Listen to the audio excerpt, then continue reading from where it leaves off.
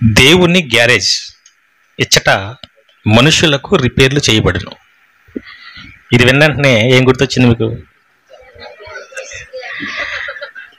Janata garage ఇచ్చట అన్ని రిపేర్లు చేయబడును. విచిత్రంగా ఉంది టైటిల్. ఏంటి అసలు? ఇలాంటివి పెట్టొచ్చా సినిమా టైటిల్స్?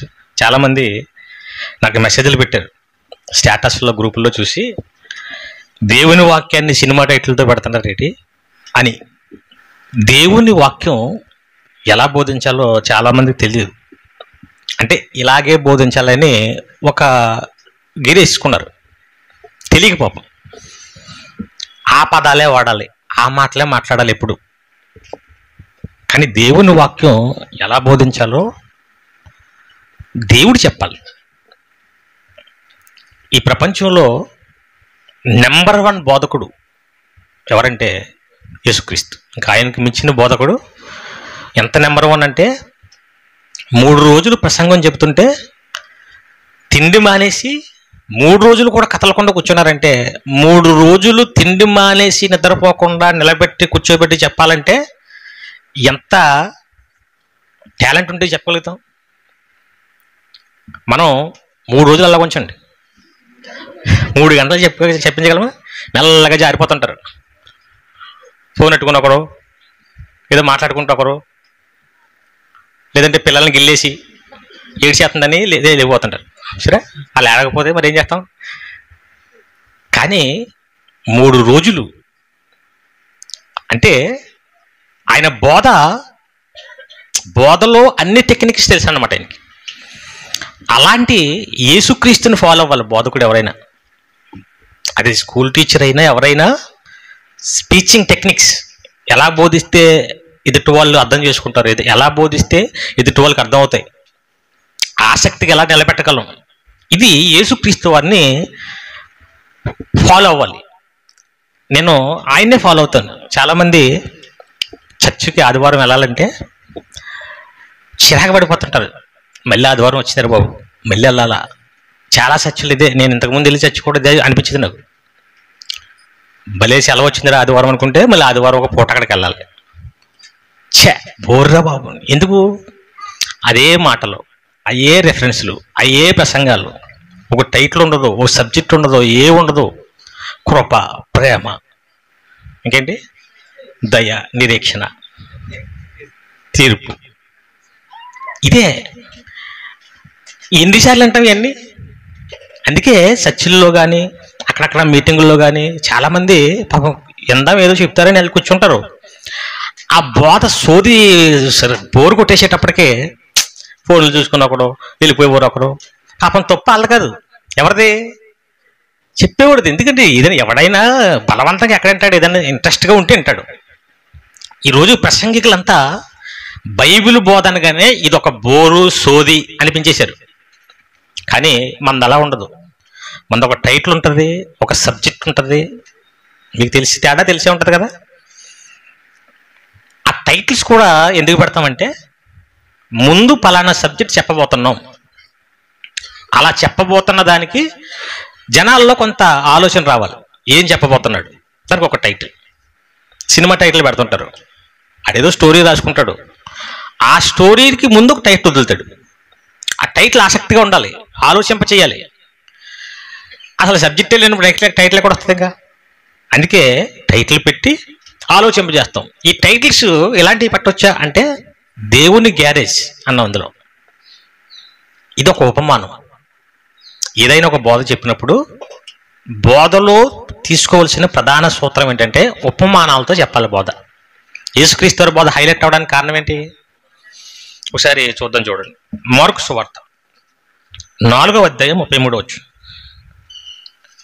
మార్కు సువార్త 4వ అధ్యాయము 33వ వచనం. వారికి వినుటకు శక్తి కలిగిన కొలది ఇలాంటి అనేకమైన ఉపమానములు చెప్పి ఆయన వారికి వాక్యము బోధించెను. ఉపమానము లేక అసలు వారికి వాక్యం బోధించలేదు. ఎన్నో ఉపమానాలు చెప్పి బోధిస్తున్నాడంట. ఉపమానం అంటే ఏంటి? ఉపమా కాదు, ఏంటి ఉపమానం అంటే? తెలియని విషయాన్ని తెలిసిన విషయంతో పోల్చి అర్థం చేయించటం, దీన్ని ఉపమానం అంటారు. ఏంటంటే అది దానికి ఏదైతే సెట్ అవుతుందో, ఏదైతే అనుకూలంగా కుదురుతుందో దాన్ని పోల్చటం. ఇంతకుముందు చాలాసార్లు చెప్పాను, ఆమె ముఖము చంద్రబింబం వలె, అంటే ఆమె ముఖం అందంగా ఉందని చెప్పడానికి దేంతో పోల్చాం? చందమామతో పోల్చాడు. అలాగే అసహ్యంగా ఉండదని చెప్పడానికి పందిలాగా ఉన్నాడు, కుక్కలాగా ఉంది. ఏదైనా ఒక పోలిక తీసుకోవాలి. అలాగే యేసుక్రీస్తు వారు పరలోకం కోసం, పాతాళం ఇవన్నీ చెప్పడం కోసం ఉపమానాలు చెప్పాడు. విత్తనములు ఉపమానం ఉంది, వ్యవసాయం విత్తనాలు చల్లటం అన్నీ తెలుసు కదా వాళ్ళకి. దాంతో ఒక విషయాన్ని అర్థం చేస్తున్నాడు. అలాగే సముద్రంలో వల, దాంతో ఒక ఉపమానం. ఇలాగ అనేక ఉపమానాలు లేకుండా అయినా బోధ చేయలేదంటే, బోధ చేయాలంటే ఖచ్చితంగా ఏముండాలి? ఉపమానంతోనే చెప్పాలి. ఇప్పుడు నేను చెప్పేది ఏంటంటే ఉపమానం. ఏంటి? సినిమా కాదు, గ్యారేజ్. తెలుసు కదా గ్యారేజ్? ఏంటి గ్యారేజ్ అంటే? ఒక షెడ్డు, మన భాషలో చెప్పాలంటే షెడ్డు. రిపేర్కి వచ్చిన కార్లు కానీ బైకులు కానీ ఆ షెడ్లో ఉంచి రిపేర్ చేస్తుంటారు, ఒకటి తర్వాత ఒకటి. దీన్ని గ్యారేజ్ అంటారు. అంటే రిపేర్ చేసే స్థలము, రిపేర్కి వచ్చిన వస్తువులన్నీ అక్కడ స్టోర్ చేసే స్థలం. దీన్ని ఏమంటారు? గ్యారేజ్.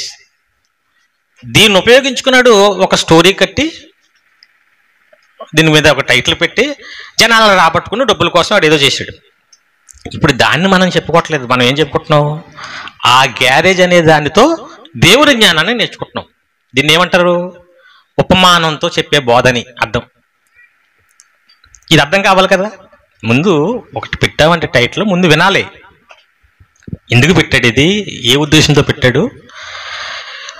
యేసుక్రీస్తు వారు మీరు వాక్యం చెప్పుకోకుండా విత్తనాల కోసం ఎందుకండి అన్నారు అనుకోండి, మీరు వాక్యం చెప్పుకోకుండా వలల కోసం ఎందుకండి అన్నారండి, ఏమంటారు ఆయన? నీకు పాప జ్ఞానం సరిగా లేదు, ముందు పూర్తిగా విను. అలాగే అప్పుడు విత్తనాలు వలలు ఇవన్నీ అయిపోయాయి కదా, ఇప్పుడు ఇంకేం మిగిలి ఉన్నాయి దాంతో పోలి చెప్తుంటాం. గ్యారేజ్ ఎవరు వాడలేదు, అప్పుడు యేసుక్రీస్తు వారు వాడలేదు, ఇప్పుడు నేను వాడుతున్నాను. అప్పుడు గ్యారేజీలు లేవు, ఇప్పుడు ఉన్నాయి, కాబట్టి ఇప్పుడు ఉన్నాయి వాడుకోవాలి. అందుకే దేవుని గ్యారేజ్ అన్నాం. అంటే గ్యారేజ్ అంటే అర్థమైంది కదా. ఇప్పుడు పాడైపోయిన వస్తువులు, రిపేర్కి వచ్చిన కార్లు అక్కడికి తీసుకెళ్తారు. అక్కడన్నీ కొత్తవి ఉండవు, ఏముంటాయి? గ్యారేజ్ అంటే పాతవి ఉంటాయి, షోరూమ్ అంటే కొత్తవి ఉంటాయి. గ్యారేజ్లోకి రిపేర్కి వచ్చినవి వెళ్తాయి. ఇంకా అక్కడికి వెళ్ళిందంటే ఏదో రిపేర్ ఉందన్నమాట. ఎక్కువ ఉండిపోతే అక్కడ పెడతారు, ఒకటి రిపేర్ చేస్తుంటారు. దీన్ని గ్యారేజ్ అంటారు. ఇప్పుడు మనం ఏ గ్యారేజ్? ఇది దేవుని గ్యారేజ్. అంటే ఇచ్చట మనుషులకు, అంటే రిపేర్కి వచ్చిన వాళ్ళందరికీ దేవుడు గ్యారేజ్ పెట్టాడు. ఇప్పుడు ఏది ఎక్కడుంది? దేవుని గ్యారేజ్ ఎక్కడుంది? అసలు ఈ ప్లేస్ ఏది తెలియాలంటే ఫస్ట్ ఒకటి తెలియాలి మనకి. మొత్తం 3 లోకాలు ఉన్నాయి, తెలుసు కదండి అందరికీ. మొదటిది పరలోకము, రెండవది భూలోకము, మూడవది పాతాళ లోకం. పరలోకంలో ఎవరున్నారు? తండ్రి దేవుడు ఉన్నాడు, యేసుక్రీస్తు వారు ఉన్నారు. ఇంతకుముందు పరిశుద్ధాత్మ కూడా ఉండేవాడు యేసు రాకముందు. అలాగే కొన్ని దూతలు ఉన్నాయి. భూమి మీద ఎవరున్నారు? మనుషులు ఉన్నారు, మనుషులకి హెల్ప్ చేయడానికి పరిశుద్ధాత్మ వచ్చాడు. పాతాళ లోకంలో ఎవరున్నారు? మరణించిన వారంతా అక్కడే ఉన్నారు. నీతిమంతులేమో నెమ్మది పొందే స్థలం, దాని పేరు పరదేశంలో ఉన్నారు. భక్తిహీనులేమో వేదన పడే స్థలంలో ఉన్నారు. ఇది మనందరికీ తెలుసు. ఇదే ఇన్ఫర్మేషన్, ఇంకేమీ లేవు. 7 లోకాలు ఇంకేముండవు, 3 లోకాలు. ఇప్పుడు ఈ 3 లోకాలలో దేవుడు రిపేర్ చేసే షెడ్ ఏది? ఏది గ్యారేజ్ ఏది? ఇంతకీ పరలోకమా, భూలోకమా, పాతాళ లోకమా? భూలోకమే. అంటే భూలోకం అంటే ఏంటంటే రిపేర్కి వచ్చిన బళ్ళన్నీ ఇందులో ఉంటాయి. ఎక్కడ? భూలోకంలో. అంటే ఇది ఒక రిపేర్ షెడ్, ఇది గ్యారేజ్. ఆ దేవుడు ఫస్ట్ ఎవరిని కన్నాడు? దేవుళ్ళలోంచి ఎవరు వచ్చారు? యేసు వచ్చారు. అంటే దేవుని కుమారుడు. తర్వాత పరిశుద్ధాత్మ వచ్చాడు, ఆయన కూడా దేవుని 2వ కుమారుడు. తర్వాత ఆదాము వచ్చాడు, మూడవ కుమారుడు. ఆ తర్వాత అవ్వ వచ్చింది, ఆ తర్వాత కయ్యను, హేబేలు, అలాగ మనం అంతా వచ్చాం. అంటే ఇప్పుడు దేవునిలోంచి వచ్చిన యేసయ్యనా పరిశుద్ధాత్మైనా మనమంతా ఎవరి పిల్లలు? దేవుని పిల్లలమే. ఒక తండ్రికి పిల్లలు పుట్టారనుకోండి, అందరూ సమానమే కదా? ఏమన్నా ఒకరు ఎక్కువ ఒకరు తక్కువ ఉంటుందా? అందరూ సమానమే. ఏం తెచ్చినా అందరికీ సమానంగా తెచ్చిపెడతాడు. ఇప్పుడు యేసు పరిశుద్ధాత్మ మనము దేవుని పిల్లలమే అయితే యేసుక్రీస్తు వారు మాత్రమే పరలోకంలో ఎందుకున్నారు? పరిశుద్ధాత్మ మాత్రమే పరలోకం ఎందుకుండి? ఆదాము నుంచి మనలందరినీ ఈ లోకంలో ఎందుకు పుట్టించాడు? ఇది ప్రశ్న. ఎందుకంటే మరి సమన్యాయం మనం అడగాలి కదా. నువ్వు మా తండ్రివే, యేసుక్రీస్తుకి తండ్రివే, నేనెంతో నీకు యేసు అంతే, నేనెంతో పరిశుద్ధాత్మ అంతే. అలాంటప్పుడు వాళ్ళిద్దరినే మాత్రం నీ పక్కన పరలోకంలో పెట్టుకున్నావు, మమ్మల్ని ఏమో ఈ లోకానికి పంపించావు. ఎందుకు ఇలా చేసావు? ప్రశ్న వచ్చిందా? ఇప్పుడేం రాలేదా? కరెక్టా ప్రశ్న కాదా? మనకి ఎలాంటి ప్రశ్నలు ఎక్కడ వస్తాయి? అందరికీ తండ్రి అయినా దేవుడు ఒక్కడు. అందరికంటే ఎవరికి? యేసుక్రీస్తు వారికి. అందరంటే యేసుక్రీస్తు వారు, పరిశుద్ధాత్మ, ఆదాము, అబ్రహాము, మీరు, నేను, అందరికీ ఆయనే తండ్రి. అందరికీ తండ్రి ఆయన అయినప్పుడు వాళ్ళిద్దరిని మాత్రం అక్కడ పెట్టుకొని మనల్ని ఏమో ఈ లోకానికి పంపించాడు. దేనికోసం? దేనికోసం అంటే అందరూ ఆయనలోంచి వచ్చారు. ఈ అందరినీ చూస్తే ఈ అందరిలో ఏ తప్పు, ఏ రిపేర్ లేని వాళ్ళు ఎంతమంది కనబడ్డారు ఆయనకి? ఇద్దరే కనబడ్డారు. ఎవరు? యేసుక్రీస్తు, పరిశుద్ధాత్మ. మిగతా వాళ్ళంతా ఎవరు? రిపేర్ బళ్ళు. తేడా. ఇప్పుడు ఈ రిపేర్ బళ్ళన్నీ పరలోకంలో పెట్టుకుని ఆయన టెన్షన్ ఇబ్బంది పడకుండా మంచి సరుకు అంతా అక్కడ పెట్టుకుని రిపేర్ సరుకు అంతా ఎక్కడ పంపించాడు? ఇప్పుడు పరలోకానికి దూరంగా ఒక లోకం పెట్టి అక్కడ వేసాడు మనల్ని. అంటే ఈ భూమి మీద పుట్టుతున్నామంటే మనం అంతా ఎవరన్నమాట? రిపేర్ సరుకు. యేసుక్రీస్తు వారు అదేంటండి, మేమెందుకు రిపేర్ సరుకు, ఆయన ఎందుకు కాదు? ఆయన కూడా ఇక్కడ పుట్టించి ఆయన ఏదో తప్పు చేద్దుడు అన్న అనుకోండి, పుట్టించాడా లేదా? అలాగంటామని పుట్టించాడు. ఎన్ని సంవత్సరాలు బతికినా తప్పు చేశాడా? అస్సలు ఆయనలో ఒక్క మిస్టేక్ కూడా. 100 సంవత్సరాలు ఉన్నా అలాగే ఉంటాడు, 1000 సంవత్సరాలు ఉన్నా ఎక్కడున్నా అలాగే ఉంటాడు. ఆయన పరిశుద్ధాత్మ ఆయన అసలు జరగని పనులు. మనం రోమిలికి రాసిన పత్రిక 3వ అధ్యాయం 10వ వచనం, ఇందును గూర్చి రాయబడినది ఏమనగా, నీతిమంతుడు లేడు, ఒక్కడో లేడు, గ్రహించేవాడు ఎవడనూ లేడు, దేవుని వెతకవారు లేరు, అందరూ త్రోవ తప్పి. నీతిమంతుడు లేడు అంటే మన భాషలో ఏంటంటే మంచోడెవడు లేడు. దేవుడు చెప్పాడంటే 100%. మా ఆయన చాలా మంచోడండి, మా ఆవిడ చాలా, మీరు ఎన్ని చెప్పినా మా అమ్మ మాత్రం చాలా మంచిది, మా చెల్లి చాలా, మా తమ్ముడు మంచోడు, మా అత్త మంచిది. ఇదంతా పాపం నీ అవివేకం. దేవుడు ఏం చెప్పేశాడు? అసలు మంచోడే, నేను మంచోడిని కాదు, మీరు మంచోళ్ళు కాదు. చంటిబాబు గారు మంచోడా? అలా అడిగితే చెప్తాడు. స్వామి గారు మంచోడా? సీన్ మంచోడా?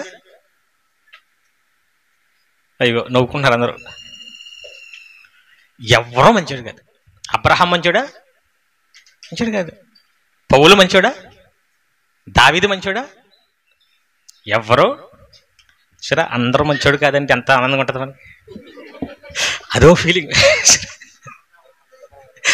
అమ్మయ్య ఎవరో మంచోళ్ళు కాదంట. దేవుడే చెప్పాడు ఎవరో మంచి అమ్మాయిని చూడండి అంటారు. పాపం తెలియక ఆడే చెప్తాడు అమ్మాయి నెంబర్ 1 అండి, అసలు నోట్లో ఎడితే అసలు మంచోళ్ళు లేరు, అన్ని అబద్ధాలు. మంచివాడు అనేవాడే, మంచిది మంచివాడు అనేవారే. అసలు మంచివాళ్ళు అయితే ఎక్కడ ఎందుకు పుడతాం? ఎక్కడ పుడతాం? పరలోకంలో పుడుతుంది, అక్కడే ఉందాం. ఇక్కడ వేసాడంటే అర్థం ఏంటి? అది గ్యారేజ్కి వెళ్ళిందంటే సొరుగు ఏంటది? రిపేర్కి వచ్చిందని. భూలోకంలో పుట్టామంటే అర్థం ఏంటి? రిపేర్కి వచ్చిందని. అదే రోమాపత్రిక 3వ అధ్యాయం 23 వచనం చూడండి. ఏ భేదము లేదు. ఇంకా వీళ్ళని ఏం చెప్పనవసరం లేదు. మీరు ఎన్ని చెప్పినా పలానా పాస్టర్ గారు మంచివాడండి, పలానా ఏ భేదం లేదనేసాడు. ఇంకా ఏ భేదము లేదు, అందరూ పాపము చేసి అందరూ పాపులే, అందరూ చెడ్డవాళ్ళే. పైకి మంచిగా ఉంటాను తప్ప ఒరిజినల్ ఏంటనుకుంటున్నారు? అంతా తేడా సొరికే. అవునా కదా? అప్పుడప్పుడు పాస్టర్లు కూడా చూడండి, చెప్పినంతసేపు బాగానే ఉంటాం, ప్రసంగాలు చెప్పినప్పుడు, పాఠాలు పాడినప్పుడు. ఒక్కొక్కసారి ఏదైనా గొడవ వచ్చిందనుకోండి, ఎలా ఉంటుంది? ఇతను పాస్టరమ్మ కూడా మర్చిపోతుంటారు, అంతే కదా? రీసెంట్గా అక్కడ ఒకసారి, రీసెంట్గా కాదు చాలా సంవత్సరాల క్రితం మీకు చెప్పాను, ఒకసారి కొత్తపేటలో పాస్టర్ల సమావేశం జరిగితే, కొత్తపేటలో కాలేజీ గ్రౌండ్లో పెద్ద మీటింగ్ పెట్టాలని ఎవరో వేరే రాష్ట్రం నుంచి అక్కడ నుంచి వచ్చాడు పాపం. కొన్ని లక్షలు ఖర్చు పెట్టి నేను మీటింగ్ పెడతాను, మరి అక్కడ ఎవరో నాకు తెలియదు కదా, మీరంతా నాకు సహకరించండి అని పాస్టర్స్ యూనియన్ అందరిని పిలిచి ఆ పాస్టర్స్కి చెప్పాడు, మీరంతా ఆటోల్లో మీ సంఘాలు తీసుకుని 3 రోజులు తీసుకురండి, ఎన్ని ఆటోలు తీసుకొస్తాను డబ్బులు ఇచ్చేస్తాను, మీకు కూడా డబ్బులు ఇస్తాను, ఇవన్నీ చెప్పుకొచ్చాడు.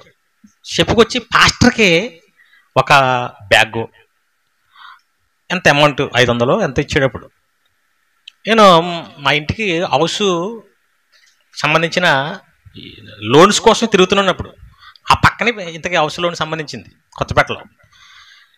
వాళ్ళు ఇంకా టైం పడుతుంది అన్నారు. సరే ఏంటని వచ్చి ఇందులో కూర్చున్నాను. వచ్చి ఈ లోపల అయిపోయింది మీటింగు, చివరి ప్రార్థన చేస్తున్నాడు అతను.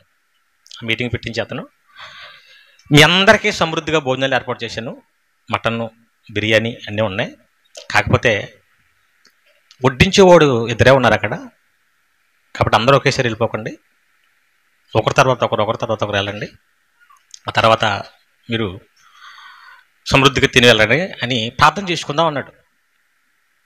సీరియస్గా నేను కళ్ళు మూసుకున్నాను. ఆమె అన్నప్పటికీ ఎవడో లేడు అక్కడ. ఎవరేళ్ళంతా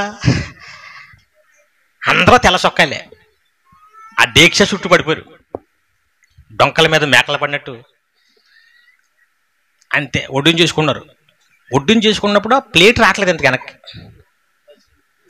ఇప్పుడు జనంలోంచి చేతుల్లోంచి జాగ్రత్తగా తీయాలి కదా, అది సినిమా హాల్లో టికెట్ చేతులు పెట్టి టికెట్ దొరుకుతుంది కానీ చేయరాదు ఒక్కోసారి ఇంతకుముందు.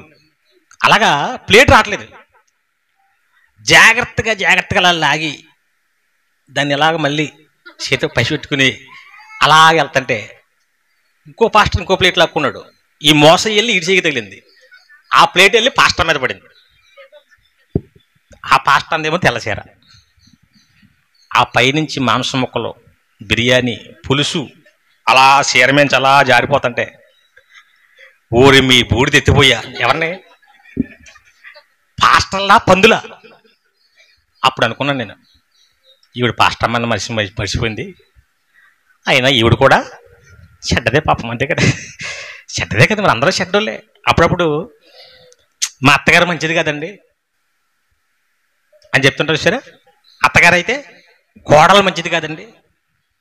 అసలు మీకు తెలియని విషయం ఏంటి, ఇద్దరు మా పక్కింటి వాళ్ళు మంచి వాళ్ళు కదండి, రోజు గొడవలకు వచ్చేస్తుంటారు. ఎంత దారుణం అంటే, మీ పక్కింటి వాళ్ళు ఏంటి, ఈ పక్కింటి వాళ్ళు చెడ్డోళ్ళే, ఎదురింటి వాళ్ళు చెడ్డోళ్ళే. అసలు మంచోడు ఎవరున్నారు? పలానోడు నన్ను మోసం చేశాడండి, పలానోళ్ళు దొంగతనం చేశారండి, పలానోళ్ళు ఫ్రాడ్ చేశారండి. అసలు పోలీస్ స్టేషన్లు ఎందుకు కట్టారు ఏమండి? గవర్నమెంట్ జాబులు, కోట్ల రూపాయల శాలరీలు సంవత్సరం ప్రభుత్వాలు ఇస్తుంటాయి. ఎందుకు ఇవన్నీ ఉన్నాయి? మనుషులు ఖచ్చితంగా ఏం చేస్తారు? తప్పు చేస్తారు. రోజు జరుగుతూనే ఉంటాయి. చంపేసేవాడు చంపేస్తుంటాడు, దోచేసుకునేవాడు దోచేసుకుంటాడు, అన్ని మోసాలు, రాజకీయాల్లో మోసాలు. జగన్ అవినీతి పరుడండి, జగన్ మంచోడు కాదు. మరి చంద్రబాబు మంచోడా? మోదీ మంచోడా? మంచోడు లేదు ఇప్పుడు తెలుసుంటుంది. పాపం అందరికీ డబ్బులు ఇస్తాన్నాడు అంటే ఎవడో అంత స్వార్థపరులు, అంతా మోసం, అంతా మాయా. జగన్నో మంచోడు కాదు, చంద్రబాబు ఎవడో మంచోడు కాదు. పవన్ కళ్యాణ్ మంచోడా? అంటే సైలెంట్ అయిపోయారు. కొడతారేనా? పేతురు రాసిన 2వ పత్రిక 3వ అధ్యాయం 9వ వచనం. కొందరు ఆలస్యం ఎంచుకున్నట్లు ప్రభువు తన వాగ్దానమును గూర్చి ఆలస్యం చేయవాడు కాడు గాని ఎవడునూ నశింపవలనని హెచ్చింపక అందరూ మారాలి అన్నాడు. అందరూ మారాలంటాడంటే అర్థం ఏంటి? అందరూ వ్యాక్సిన్ వేయించుకోవాలంటాడు అర్థం ఏంటి? అందరికీ కరోనా వచ్చే అవకాశం. ఇప్పుడు అందరూ మారాలంటే అందరూ ఏమైపోయారు? చెడిపోయారు. అందుకే చెప్పేశాడు, ఏ భేదం లేదు, అందరూ పాపులే. ఇప్పుడు ఈ పాపులందరికీ ఏం జరగాలి? రిపేర్ జరగాలి. ఆ రిపేర్ చేయడానికే ఒక గ్యారేజ్. ఏ గ్యారేజ్? దేవుని గ్యారేజ్. ఏదది? భూలోకంలో అక్కడక్కడ చర్చిలు, ఈ సంఘాలు, ఇవన్నీ ఏంటన్నమాట దేవుని గ్యారేజ్. ఇక్కడ ఏం జరుగుతాయి? మిచ్చట మనుషులకు రిపేర్లు చేయబడును. ఏదైతే లోపాలు ఉన్నాయో, ఏవైతే దేంతో చెడిపోయారో, దేంతో కలుషితం అయిపోయారో, అపవిత్రం అయిపోయారో, వాటన్నిటికీ రిపేర్ చేయబడును అన్నాడు. ఇప్పుడు అర్థమైందా దేవుని గ్యారేజ్ అంటే ఏంటో? సినిమా కాదు ఇది, రియల్. సినిమాలు అంటే కల్పించిన కథలు చూపిస్తుంటారు ఏదో డబ్బుల కోసం. ఇప్పుడు మనం చెప్పుకునేది ఏంటి? రియల్ మానవ జీవితాలకు వాస్తవమైన మాటలు ఇవి. పోనీ ఆలోచించండి, దేవుడు చెప్పింది తప్ప? మంచోడు, ఏ తప్పు చేయనోడు ఎవడన్నా ఉన్నాడా? ఏ మిస్టేక్ లేనోడు ఎవడన్నా ఉన్నాడా? ఏదో మోసం, ఏదో ఒక మాయ చిన్నప్పటి నుంచే మొదలవుతాయి. చనిపోయే ముసలోడు కూడా మంచోడు కాదు.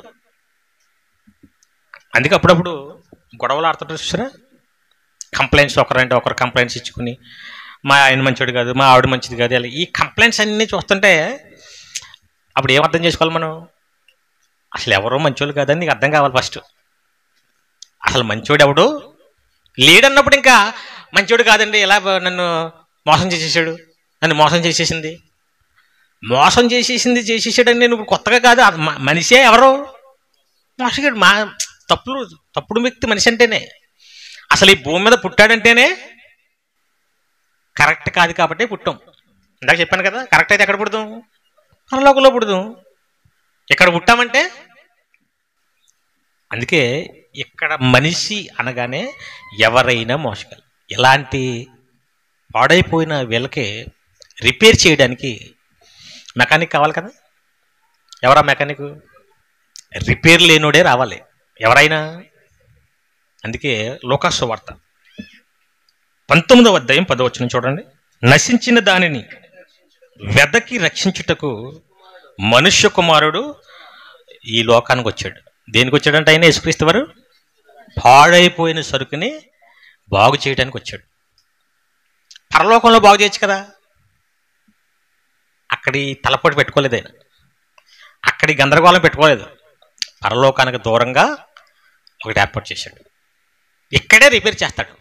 అదే విషయాన్ని మరొక సందర్భంలో మరొక రూపంగా మాట్లాడాడు. తిమోతికి రాసిన మొదటి పత్రిక 1వ అధ్యాయం 15వ వచనం. తిమోతికి రాసిన మొదటి పత్రిక 1వ అధ్యాయం 15వ వచనం. పాపులను రక్షించుటకు క్రీస్తు యేసు ఈ లోకమునకు వచ్చిన వాక్యము నమ్మదగినయు పూర్ణాంగీకారమునకు. ఎవరిని రక్షించడానికి వచ్చాడంట? అంటే భూమి మీదకి వచ్చాడంటే అందరూ పాపులే. పాపపు లోకం ఇది, పాపులుండే లోకం. ఇక్కడికి ఏం జరగాలి? ఇప్పుడు రిపేర్ జరగాలి. అందుకే ఆయన వచ్చాడు. ఎవరు?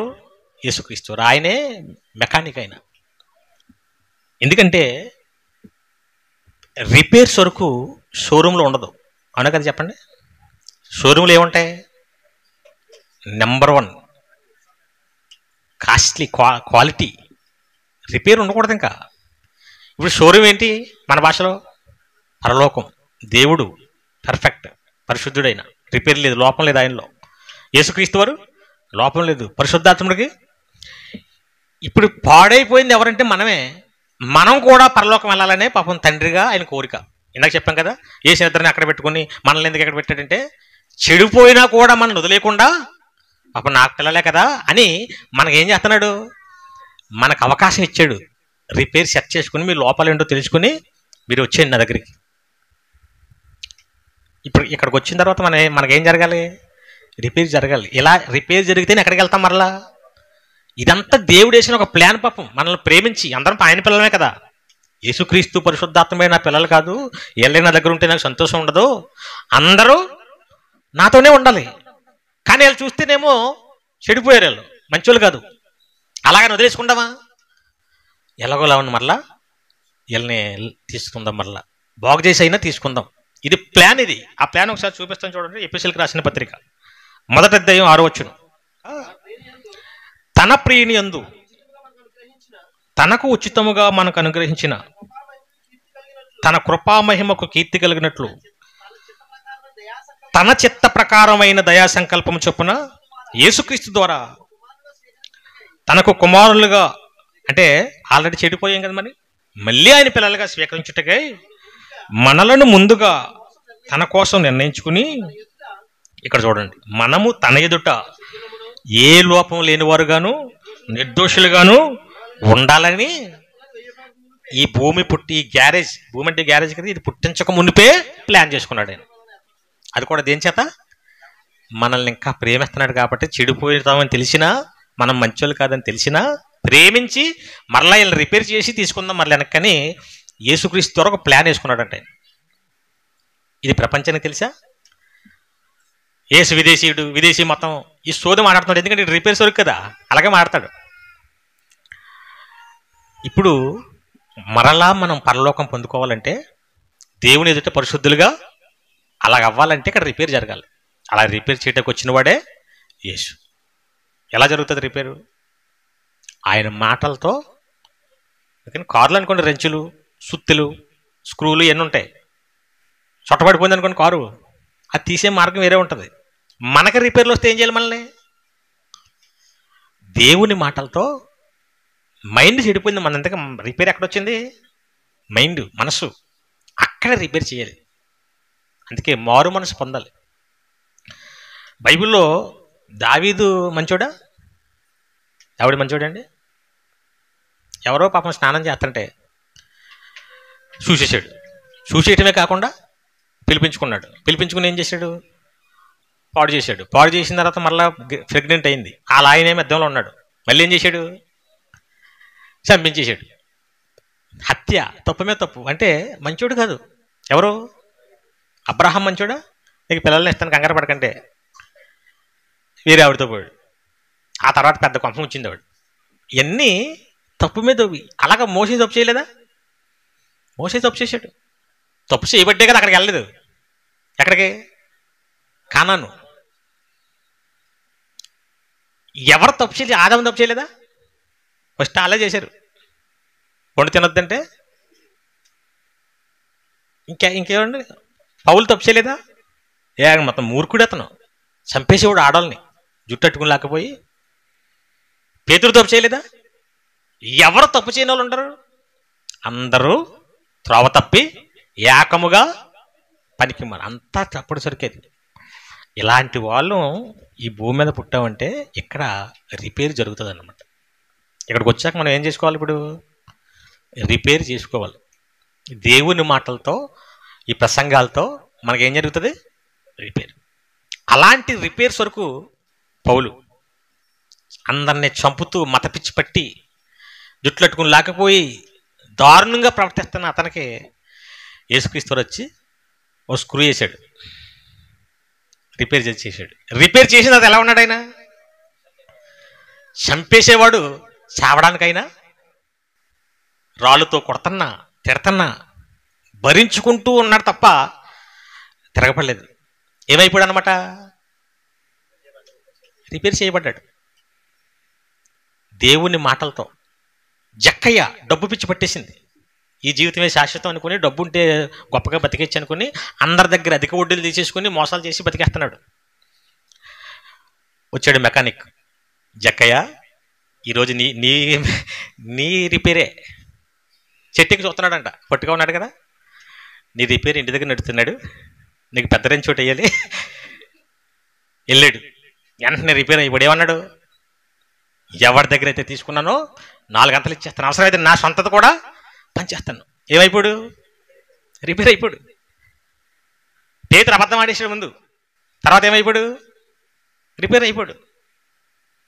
నేను నిజమే చెప్తాను, ఈ వాక్యం చెప్పకుండా ఉండాలి అంటున్నాడు.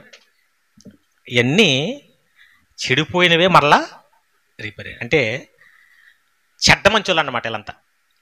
ఎవరు? ఆల్రెడీ ముందు చెడిపోయారు, తర్వాత మంచోళ్ళుగా మారిపోయారు. ఈ రిపేర్ అయిపోయిన బండ్లన్నింటినీ ఎక్కడ పెడతారు ఇప్పుడు? మళ్ళీ పాత దాంట్లో పెట్టరు, మళ్ళీ దీనికి సెపరేట్. ఈ రిపేర్ అయిపోయిన బండ్లన్నీ మరలా పాతాళలోకం చూసారా? ఒక్కో బండి తీసుకెళ్ళి అలా కాదు, ఇంకా అన్ని బండ్లు పరలోకానికి ఒకేసారి, రిపేర్ అయిపోయిన బండ్లన్నీ ఒకేసారి వెళ్తాయి. అంతవరకు ఎక్కడ పెడుతున్నాడు?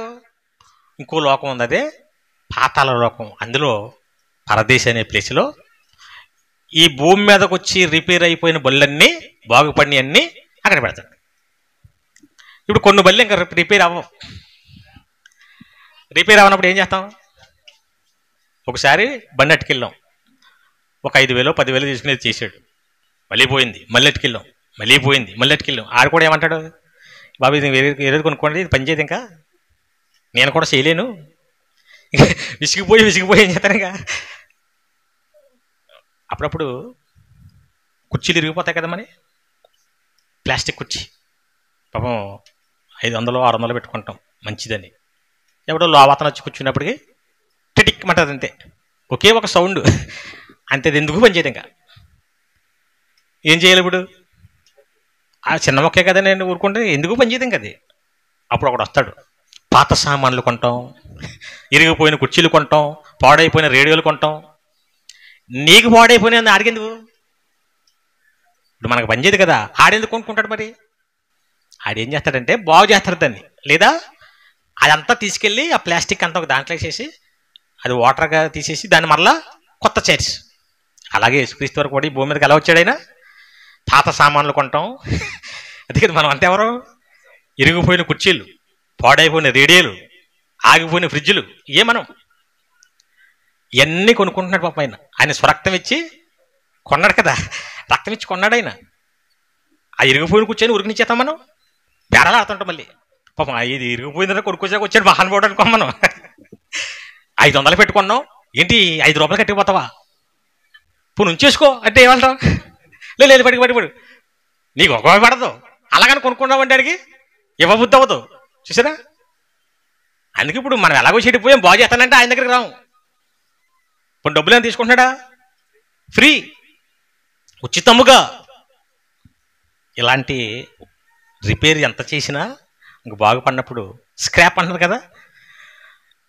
మన ఇంట్లో ఏదైనా పాడైపోయింది అనుకోండి, చెత్త ఉట్టిలో పడతాం. చెత్త అంత అట్టుకెళ్ళి ఎక్కడేస్తారు? అమలాపురం బైపాస్లో, నల్లంతుని దగ్గర బైపాస్లో ఎప్పుడు పొగ వస్తానే ఉంటుంది. ఏంటి పొగ? ఆ చెత్త అంతా పట్టుకెళ్ళి అక్కడ పడేస్తున్నారు. అక్కడే వాళ్ళు ఏం చేస్తారు? తగలు పెడతారు. ఇంకా పనికిరాని వస్తువుని ఏం చేస్తారు? ఇంకా అలాగే ఎన్నిసార్లు చెప్పినా, ఎన్నిసార్లు రిపేర్ చేసినా బాగుపట్టలేదు అనుకోండి, గ్యారేజీలో అయినా ఎక్కడైనా, ఇంకేం చేస్తారు? దేవుడు కూడా అగ్నిగుండం పెట్టాడు. అందుకే అది కూడా ఎక్కడ ఉంది? పాతాళ లోకంలో. బాగుపడినవి అన్నీ ఒక ప్లేసు, బాగుపడనివి ఇంకెన్నిసార్లు చెప్పినా ఇంక బాగుపడ్డ కదా, ఇంకా అయితే దానికి ఒక ప్లేస్ పెట్టాడు. యోధాకే 3.5 సంవత్సరాలు చెప్పాడు బోధ, కూడానే తిరిగాడు, అన్నీ చూశాడు, బాగుపడ్డా? ఎన్ని రెంచులేసినా, ఎంత ఏం చేసినా బాగుపడదు. ఇంకా ఇంజిన్ పోయింది, ఇంకా బోరుకు వచ్చింది, మొత్తం పోయింది. ఇంకా అది ఎక్కడికి పోయింది? ఇప్పుడు పాతాళలోకి పోయింది. ఇప్పుడు మనకు కూడా ఏం జరుగుతుంది? రిపేర్ జరుగుతుంది. ఎన్ని సంవత్సరాలు జరుగుతుంది? ఇక్కడికి వచ్చి నిజమైన బోధలోకి వచ్చాం, నిజమైన వాక్యం వింటున్నాం, నిజమైన రిపేరే జరుగుతుంది ఇక్కడ. ఇన్ని సంవత్సరాల నుంచి వచ్చినా నువ్వు మారలేదనుకో, దీన్ని ఏం చేయాలి? ఇంక ఈ బండి పని అవ్వదు ఇంకా, అంతే కదా. ఎప్పటి నుంచో ఎన్నో ప్రసంగాలు, ఎన్నో సెమినార్లు, ఎన్నో ఆరాధనలు, ఎన్నో కార్యక్రమాలకు వచ్చి ఇంకా మీరు అయ్యే మాటలు మాట్లాడుతున్నారనుకో, ఇంక రిపేర్ ఎన్నిసార్లు చేయాలి? ఇది కరెక్ట్ కాదు, ఇది మంచిది కాదు, ఇది చెడ్డదే అని దేవుడు చెబుతున్నాడు. రిపేర్ అంటే అదే కదా. అది చెడ్డది కాదని తెలిసినా నువ్వు అదే మాట్లాడుతా ఉంటే ఇంక నేను ఏం చేయాలి చెప్పండి? బూతులు మాట్లాడటం మానలేకపోయారంటే ఇది చిన్న విషయం. భక్తిలో ఇది ఏ విషయం? ఇది చాలా చిన్న విషయం. ఇదే మానలేకపోతే ఇంక చాలా పెద్దవి ఉన్నాయి, అవి ఎక్కడ మాంటారు అంటే ఇదంతా ఏసూరుకు అనమాట. ఇంకా స్క్రాప్, ఏం చేయలేం కదండి. అందులోకి ఇప్పుడు మాట్లాడినప్పుడన్నా అనిపించాలా, ఇది చెప్పాడు మన ప్రసంగం, నేను చెప్పానా దేవుడు చెప్తున్నాడు కదా. అది చాలా చిరాకంట ఆయనకి, ఆయన నచ్చదు, మనకే విలువ ఉండదు. ఎందుకు వచ్చింది ఇది, అలవాటు అయిపోయింది కదా, పోన్లే వచ్చేస్తానే కంట్రోల్ చేసుకో అనుకోవచ్చు కదా. పిల్లలున్నా, ఆడవాళ్ళున్నా, చిన్నపిల్లలున్నా దాచుకునే అవయవాలు ఉంటాయి చూసారా, అవి వస్తుంటాయి నోటంట. అంటే రఫ్గా మాట్లాడుతున్నాను నేను.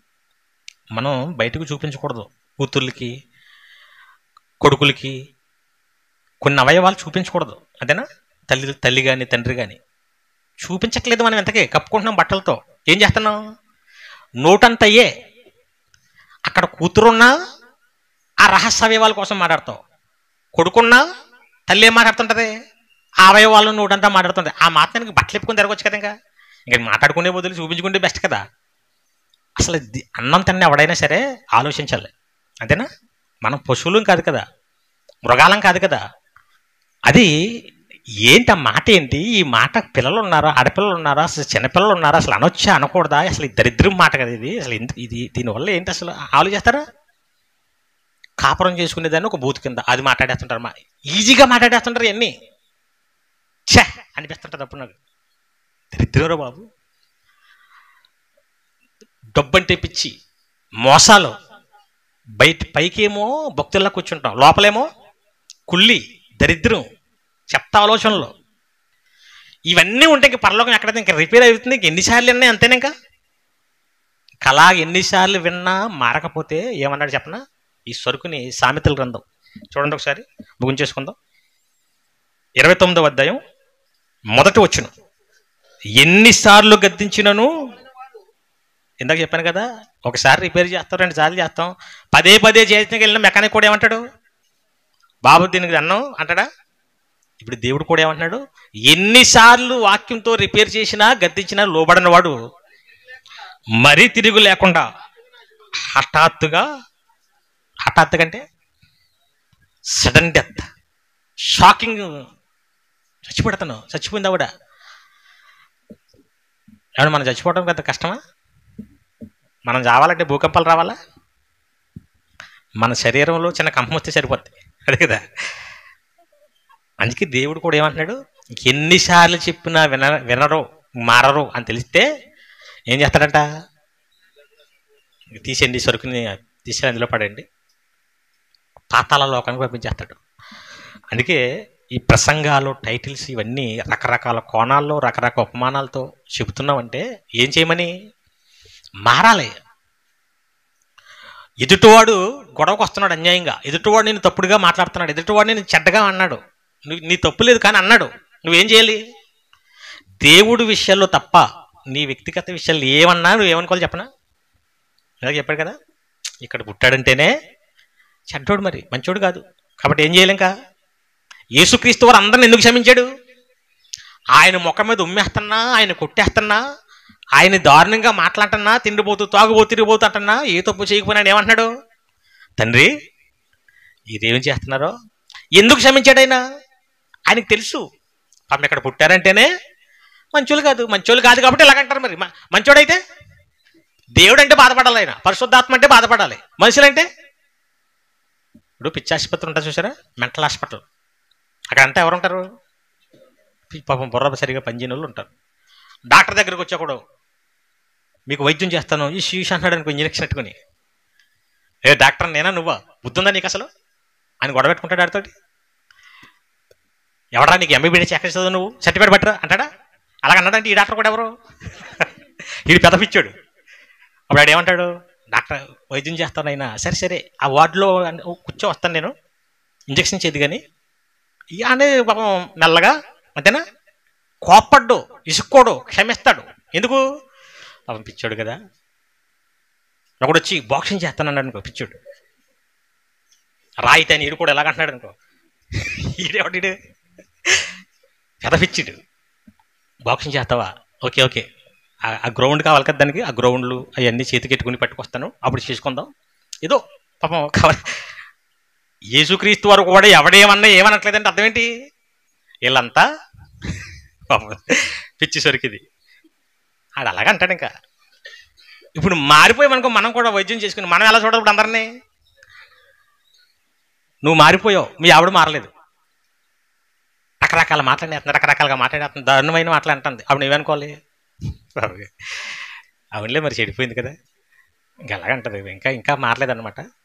మీ పక్కింటి వాళ్ళని మీద అడిపోతున్నారు అనుకో అక్రమంగా, నువ్వు కూడా అడిపోకూడదు. నువ్వు కూడా అడిపోతుంటే అర్థం ఏంటి? నీకు ఇంకా మార్పు రాలేదు. మారితే నువ్వేమంటావు? తండ్రి ఎవడికి ఇంకా రిపేర్ జరగలేదు.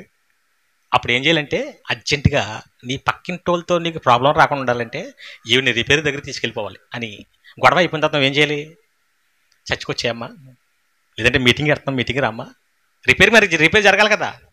మీ అత్తగారు సరిగా ఉండలేదంటే ఎక్కడ తీసుకొచ్చేయాలి? రిపేర్ తీసి అది గొడవ. ఇంకే దీనికి సొల్యూషన్ ఒకటే, పెద్దల దగ్గరికి, తోగోళ్ళకి, పోలీస్ స్టేషన్ కంప్లైంట్లు ఏమి ఉండకూడదు. ఇంకా అక్కడ ఎన్ని చేసినా ఎన్నో సంవత్సరాల నుంచి పోలీస్ స్టేషన్లో ఉన్నాయి, ఆగిపోయే గొడవలు ఆగు. రిపేర్ ఎక్కడ జరగాలి? దేవుడు వాక్యంతో జరగాలంటే ఇక్కడ తీసుకొచ్చేయాలి. ఎవరు మీ మీద తేడాగా ప్రవర్తిస్తున్నా, ఎవరు గొడవకు వస్తున్నా మీరు గొడవ పెట్టేసుకోకుండా ఏం చేయాలి? చచ్చిగా తీసుకొచ్చేయాలి. లేదంటే అక్కడికి వెళ్ళి వాక్యం వినిపించేయాలి. మారితే అలాగ ఉంటారు మీరు. ఇతను ఎన్నన్నా ఏమంటండి, ఇతన్ని ఏమన్నా పోలీస్ స్టేషన్కి వెళ్ళడం, కేసులు ఎట్టడం, ఎవరి జోలికి వెళ్ళడం, అసలు ఏమన్నా క్షమించేస్తుంటాడు అంటున్నారంటే అర్థం ఏంటి? అతను ఏమైపోయాడు? చెడ్డ మంచోడు అయిపోయాడు అనమాట. అంటే చెడ్డోడే ఏమైపోయాడు?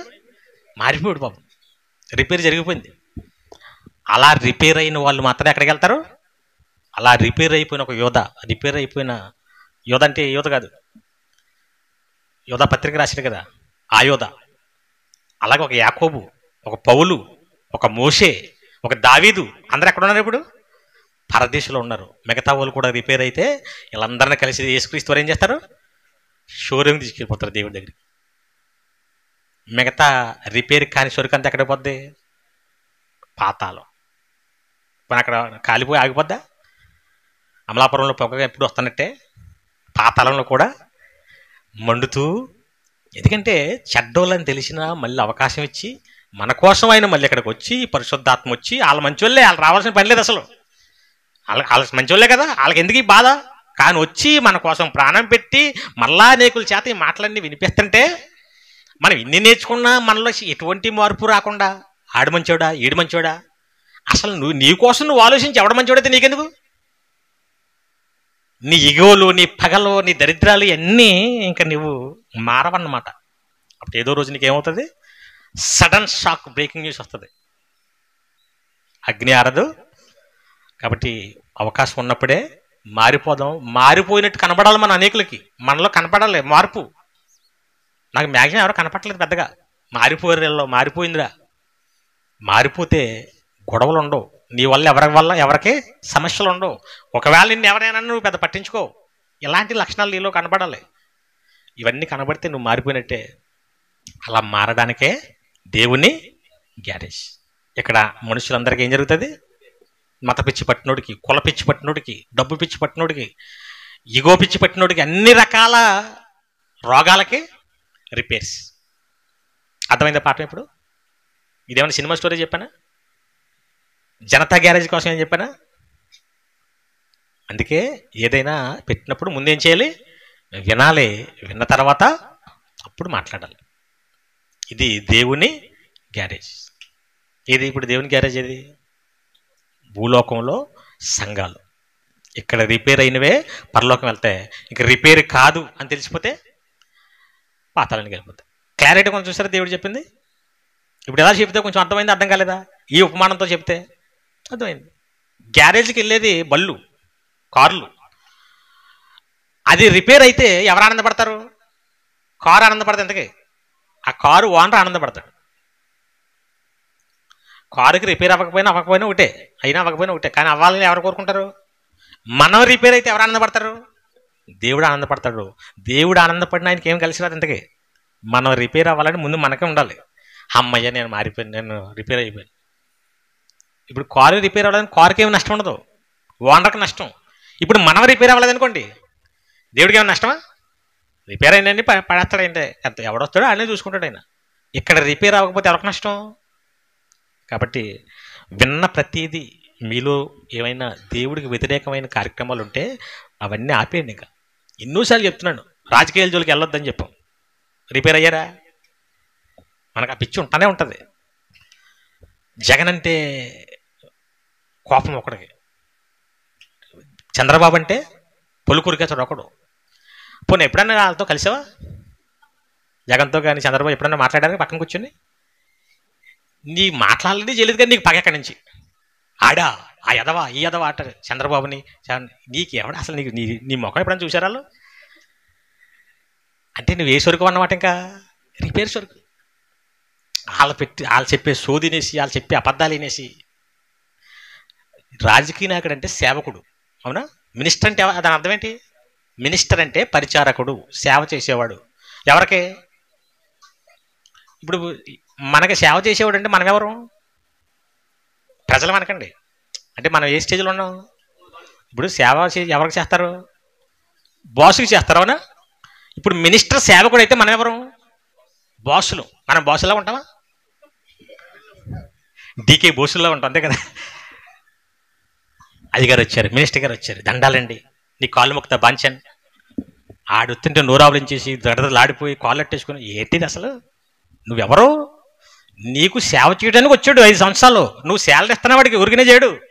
శాలరీ మనం చెప్పాను కదా, ఎమ్మెల్యేకి శాలరీ, ముఖ్యమంత్రికి శాలరీ, మినిస్టర్కి శాలరీ తీసుకుని చేస్తానంటే మనకి సేవకులు. నువ్వు వాళ్ళ కాళ్ళ మీద నువ్వు పడతావేంటి అసలు? నువ్వు బాసులాగా ఉండు. మేము మీటింగ్లకు వెళ్తుంటాం, మీటింగ్కి వెళ్ళినప్పుడు వస్తుంటారు ఎమ్మెల్యేలు, వస్తుంటారు ఎంపీలు, వస్తుంటారు మినిస్టర్లు వస్తారు. అసలు వాళ్ళ పేర్లు కూడా నేను అడగను. వచ్చి కొంచెంసేపు కూర్చొని మాకు సాల్వ్ వాళ్ళేసి దండాలేసి వెళ్ళిపోతారు వాళ్ళు. మేము వాళ్ళకయ్యం. ఎవరేస్తారు? కనీసం ఫోటోలు కూడా మీ గ్రూపుల్లో పెట్టను నేను. ఎందుకు? ఆడి సాల్వ్ చేస్తే నాకేం అది పెద్ద గొప్ప విషయమా? ఆడేమి పెద్ద గొప్పడా? మినిస్టర్ అంటే మామూలు ప్రజలకి గొప్ప, దేవుడి జ్ఞానం తెలిసినోడికి ఆడింకా చెడ్డోడు, అంతే కదా. ఆడింకా ఏమీ రిపేర్ అవ్వలేదు. ఆడి దండేసి వస్తే నాకే పిచ్చోడు వచ్చి నాకు సన్మానం చేయడం ఎలా ఉంటుంది? ఫోటో తీసి అందులో పెట్టాను అంటానా? ఆడికే పొర సరిగా పనిచేది, ఆడేం చేస్తున్నాడు ఆడికే తెలియదు. కాబట్టి అన్నీ మతిలేని విషయాలు. అలాగ మన స్థాయి ఏంటంటే మినిస్టర్లు వచ్చి మనకి సన్మానాలు చేసే స్థాయి మంది క్రైస్తవుడు అంటే. నాకు అలాగా ఒక 10-20 మంది వేశారు ఇప్పటి వరకు. ఆ సైడ్ వెళ్తుంటే వాళ్ళనే పిలుస్తుంటారు వాళ్ళు. ఒక్కడ కూడా నేను పెట్టను. ఇది ఎన్నిసార్లు చెప్పినా వినకపోతే, నీవు రిపేర్ అవ్వకపోతే ఇది ప్రమాదకరమైన పరిస్థితికి వెళ్ళిపోతాయి. కాబట్టి దేవుడు ఇచ్చిన ఒక సువర్ణ అవకాశం ఇది. ఈ భూమి మీద పుట్టామంటే అవకాశం ఇచ్చాడు, వినియోగించుకోండి, మారండి, పరలోకాన్ని స్వతంత్రించుకోండి, లేదా భయంకరమైన పాతాళ లోకానికి చేరబోతుంది.